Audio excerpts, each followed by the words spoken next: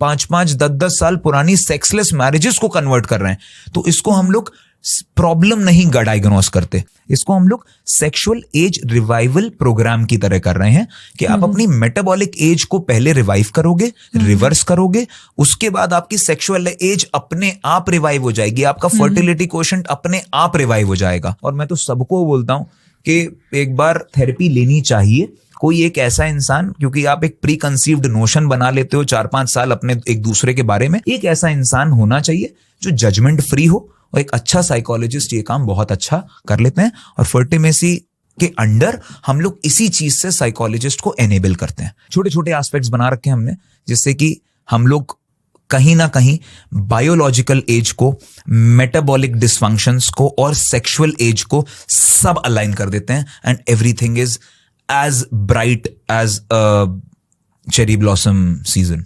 Wonderful wonderful. So इस जो test doctor ने बताया उसका लिंक हम डिस्क्रिप्शन में ऐड कर देंगे, so that you can also go and evaluate yourself. Definitely erection is your health report card for a male, और अगर वो है आपका, और अगर टाइमिंग मैनेज कर रहे हो, तो फीमेल की हेल्थ ऑलरेडी आप अच्छी डिराइव कर रहे हो। तो इट्स वेरी वेरी इंपॉर्टेंट कि भाई स्पीडोमीटर अपना अपना लाइफ स्पैन, अपना स्पर्म, अपने मॉर्निंग इरेक्शंस, इन सब चीजों को बहुत फोकस करो।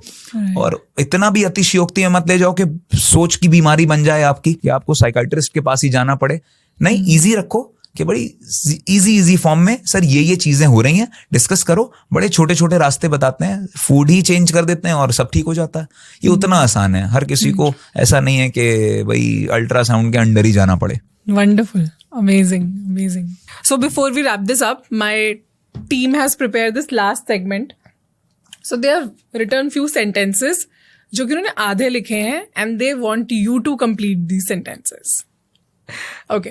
Every man over 30 should involve in sexual life more than his 20s. If you are married, and if not married, then get married. Get married and get your kids as soon as possible. The biggest mistake Indian men make is try to explore their first relationship with a pill because of that anxiety कि ये अगर मैं नहीं कर पाया तो क्या करूंगा। वो गोली आपकी सबसे बड़ी दुश्मन है। Okay, so go natural, be natural. Go natural. If you have low libido, then do not eat outside and do not have alcohol. बहुत जरूरी है, बिकॉज जिनका लो लिबिडो होता है वो लोग अल्कोहल बहुत कंज्यूम करते हैं, ये मैंने देखा है, just to get that machoism in themselves और just to kill that depression and thought for some time. Testosterone is not for gym people. If they think कि मैं सिर्फ टेस्टोस्टेरोन बढ़ाने के लिए जिम जा रहा हूं, गलत है ये।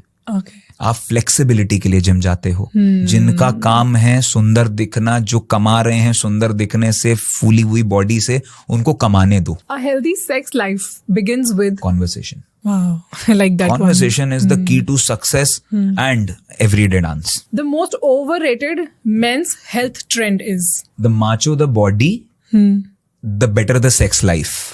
It is just inversely proportional.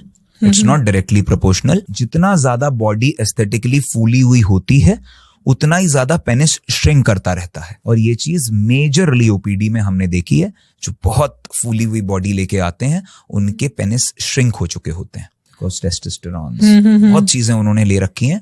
और ऐसा ही तो बॉडी नहीं फूलती है, उसके लिए बहुत मेहनत लगती है। और अगर मेहनत से बॉडी फूलती होती तो हर एक मजदूर जो ईंटें उठा रहा है, he must be that man. But उनके मसल्स बहुत पतले होते हैं, मसल फैट होता है, लीन होता है।